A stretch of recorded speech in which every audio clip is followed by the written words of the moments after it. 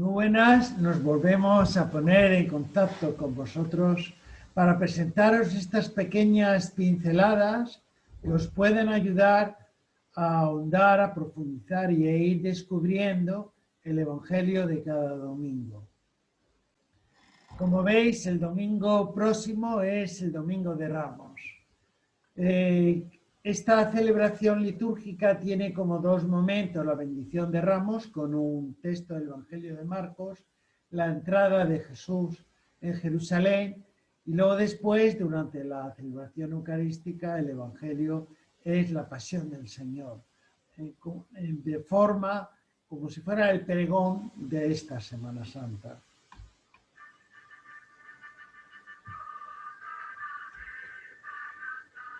Por eso, queridos amigos, una Semana Santa más, pero dentro de esta realidad de la pandemia.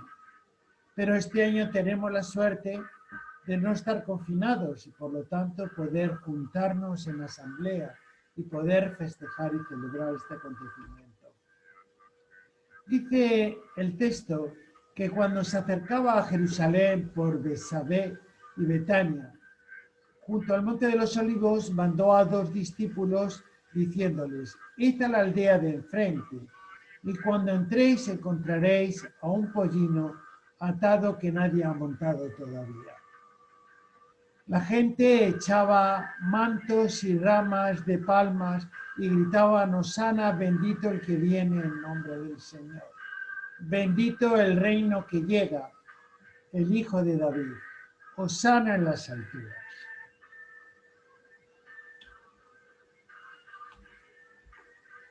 El Domingo de Ramos, queridos amigos, constituye la apertura de la Semana Santa. Y en esta liturgia vislumbramos como 2 momentos que pueden ser un poco contradictorios. El primero es triunfal, espectacular, la escena de entrando Jesús en Jerusalén, rodeado de gente gritando y cantando. Y el otro, dentro de la celebración eucarística, la lectura de la Pasión. La cara de debilidad y sufrimiento de la cruz, al que Jesús es revelado como el Hijo de Dios. Fijaros que en la primera parte es el anuncio que el profeta Zacarías 9:9 habla de esa presencia triunfal del Mesías, mientras que por la segunda parte nos refleja un Mesías distinto al que se podía imaginar el pueblo. Un hombre ajusticiado, un hombre bueno que muere entre 2 ladrones.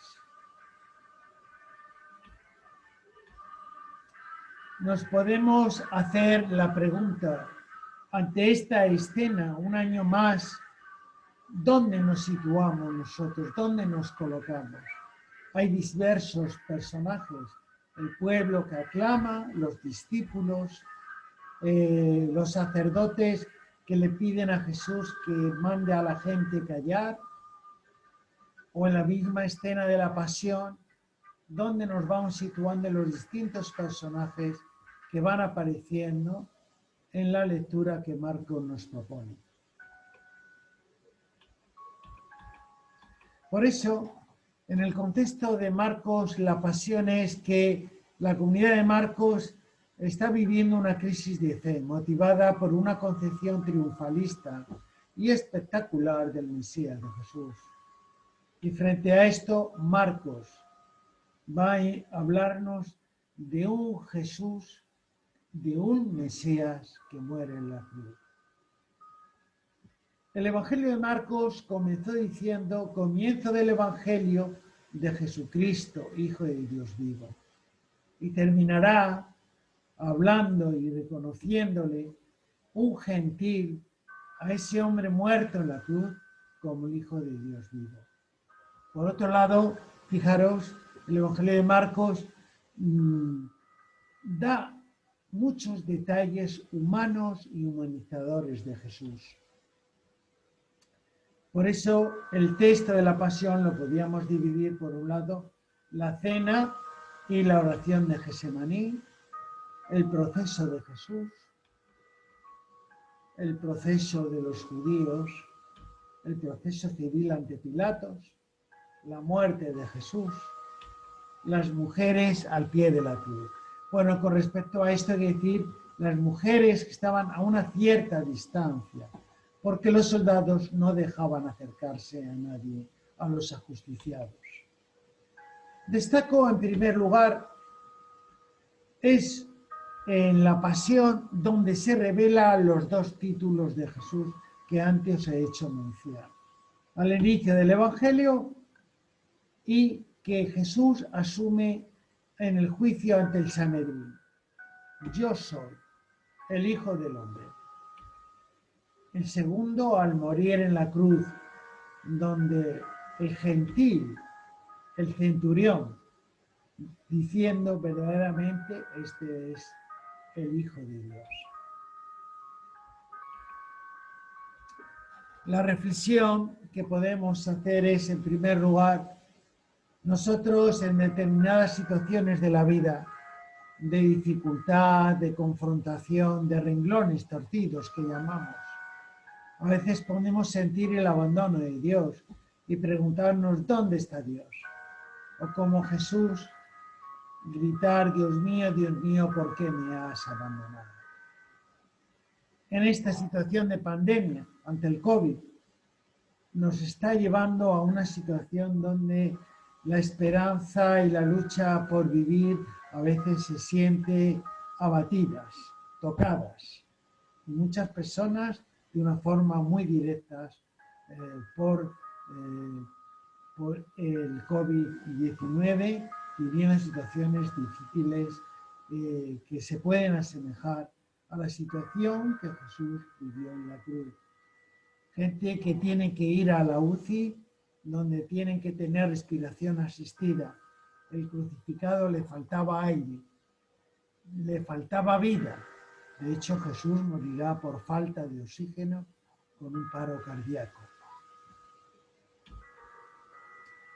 Sin embargo, el COVID también nos ha hecho tomar conciencia de que seguimos siendo la misma raza humana, creada y llamada por Dios, que dispone de esa libertad para administrar, velar, defender, construir, crear, promover sentimientos de compasión, de solidaridad y de comunión.